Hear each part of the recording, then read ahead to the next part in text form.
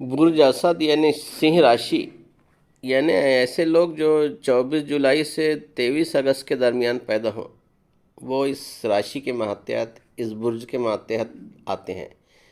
تو ان کے لیے یہ سال ملے جلے نتائج کا رہے گا، کیونکہ زندگی میں ایک ساتھ نیک اور نایا شائستہ مرحلے داخل ہوں گے جو بیک وقت فائدہ اور تکلیف کی پیشکش کر رہے ہیں۔ چوتھے پانچویں گھر میں زحل کی وجہ سے کچھ خراب اثرات رہیں گے۔ موسمی تبدیلی، کھانسی، نزلہ، جسم میں درد، سر درد، بدہضمی اور تیزابیت سے پریشانی لاحق ہو سکتی ہے، لیکن اچھی بات یہ ہے کہ کوئی بڑی بیماری نہیں ہوگی۔ معمولی حادثات کا بھی امکان ہے، لہٰذا اپنی گاڑی دوہری احتیاط کے ساتھ چلائیں۔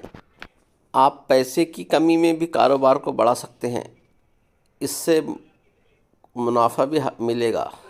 مشتری 12 ستمبر تک دوسرے گھر میں ہوگا، تو آپ کو کاروبار بڑھانے کے نئے طریقے اپنا سکتے ہیں، کیونکہ یہ مالی نتیجہ کافی سازگار ہو جائے گا۔ سال کے آخری 6 ماہی سنہ راشی والوں کو ٹرانسفر، جو سروس کرتے ہیں، ٹرانسفر یا منتقلی کا سامنا کرنا پڑ سکتا ہے، کیونکہ انتظامیہ اور باس آپ کی کارکردگی سے مطمئن نہیں ہوں گے۔